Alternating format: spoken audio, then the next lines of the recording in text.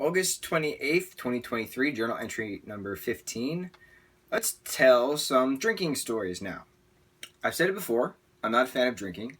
I don't like what it does to people, and I don't like what it does to me with the whole cloudy slash foggy everything, and you get tunnel vision and can't stand up straight and get super tired. I'm not a fan. I also never understood why drinking was legal, then illegal, then legal again, much like how pot was legal, then illegal, then legal again. People actually die from alcohol. No one can die from pot. The government was run by idiots, not scientists, and that shakes me to my core. So, I don't like to drink, but I will drink like once or twice a year as like a purge, if you will. Yeah, I guess that's a good way to explain it. Like be loopy for a day to remind myself why I hate it oh so much. One day, eons ago, when I was still working at 3 medical schools, I happened to have one full day off from everything. I was so excited. I got up early, made coffee, put the Bailey's Irish creamer in, sat down at my desk, and got to typing whatever I happened to be writing during that time period. An hour goes by, my coffee mug was empty. I had like 8 pages typed out. I was so happy with the day's progress so far, and it was only 10 a.m. at this point. I have a small bladder, and it was time to pee. So I get up to go to the bathroom, and the room starts spinning like crazy. I was terrified.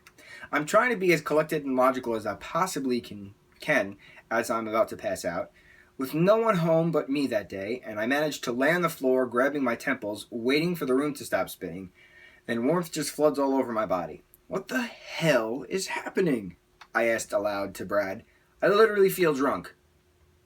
The room spinning calmed down a bit. I managed to get up, grab my mug, and head back down to the kitchen to try and drink some water. As I reach into the fridge for the water pitcher, I looked over at the Bailey's Irish Creamer next to the pitcher of water. I grabbed the bottle and actually read it. Turns out, it was the alcoholic Bailey's and not the non-alcoholic Bailey's Creamer.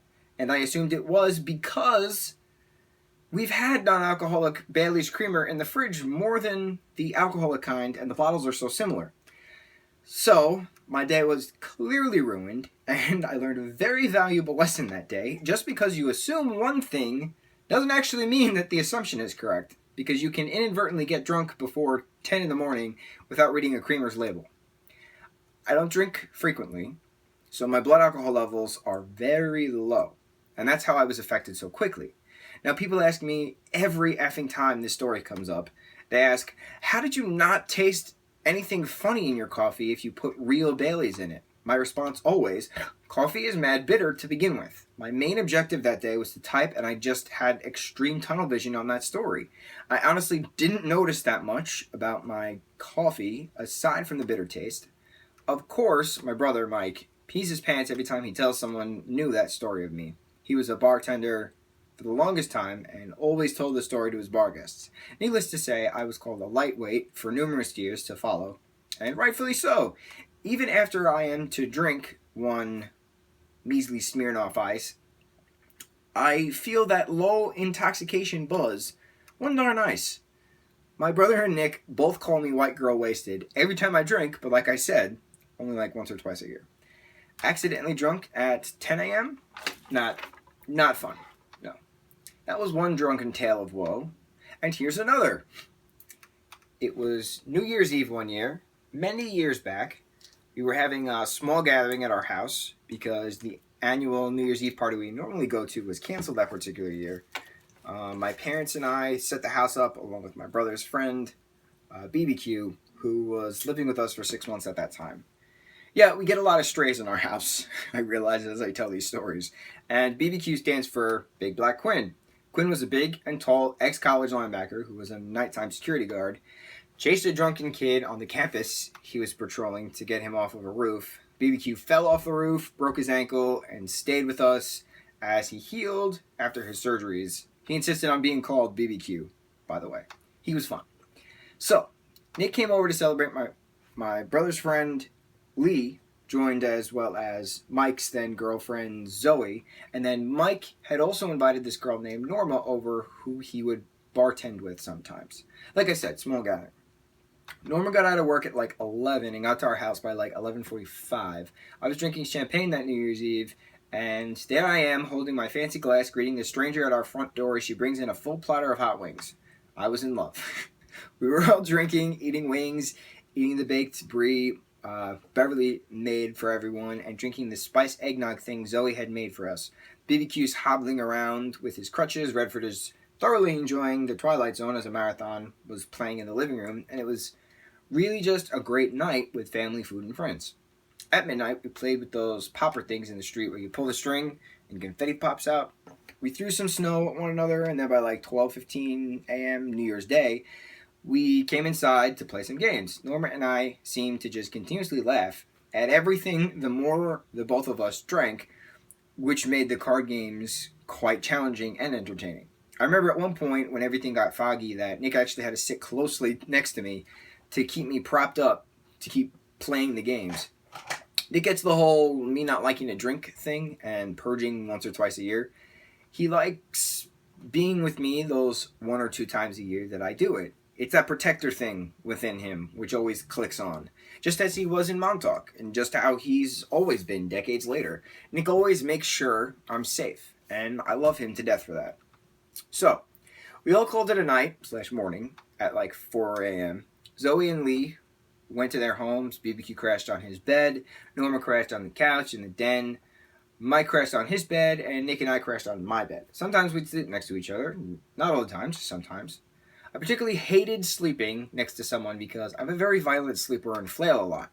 Nick, on the other hand, didn't mind. And he's explained it to me in the past that he enjoys sleeping at my side knowing that I'm alright. That protector thing again. I was always grateful, knowing I'd always be safe in his strong and tattooed arms.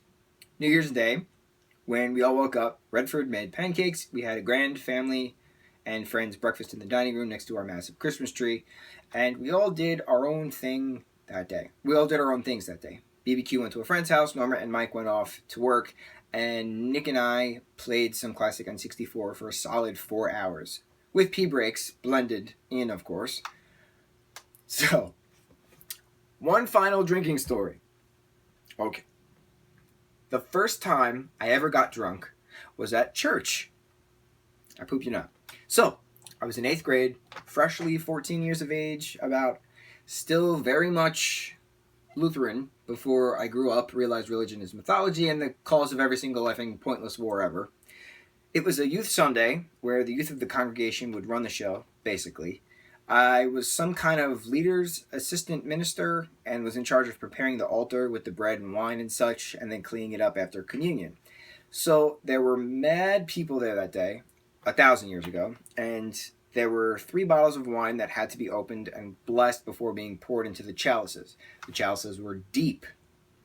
3 chalices had wine, and 2.5 of them were emptied during communion. The proper way to clean up the altar after communion is to drink the remaining wine, but put the extra wafers in the chalices and bring them to the kitchen behind the scenes. And one simply cannot waste blessed wine because that would be sacrilegious or some other, nonsense like that.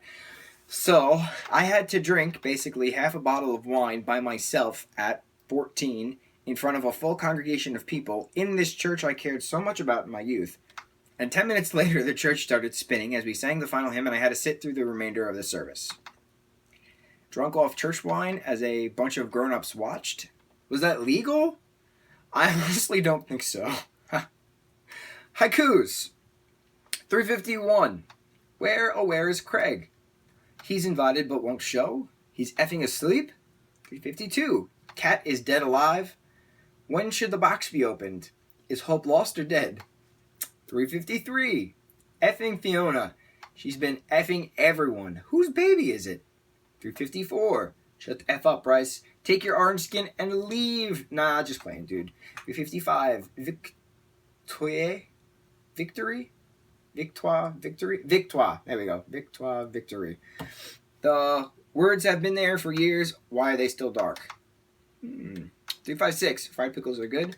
I can't eat them anymore. Too greasy for me. 357. Skeletons that dance is dying really that bad. Afterlife party. 358. Rich kids are awful. They don't understand real life. They can be fun though. 359. Baking cookies suck. Sometimes they're easy or hard. They taste great sometimes. 360. It's time for pumpkins. Pumpkin spice on everything. And some pumpkin pie. 361. Banana guards, help. Candy Kingdom under siege. Gumball Guardians. 362. Platonic love hurts. Then again, so does romance. My chest hurts always. 363. I don't ask for much, but when I care hard, only want the best. 364. Planting the life seeds, let them question and create. Teaching 101. 365. Platonic friendships, international imprinting, but for what reason? 366. I have no one here, yet there are people around, no one to skate with. 367.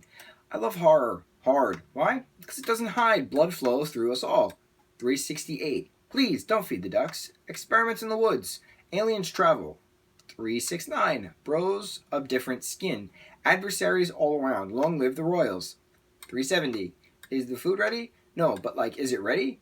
I need to eat now. 371. Triantafilos. Second best dude's name I know, after Massimo. 372. Up in the cold air, going through the atmosphere, the air dissipates. 373. The robots are here. I'm tired of driving cars. Can I just sleep now? 374. I'm a real artist. Ha! I'm sorry, that was fake. I'm still alive here. 375. The art store people, old and withery old hags. Are you still living?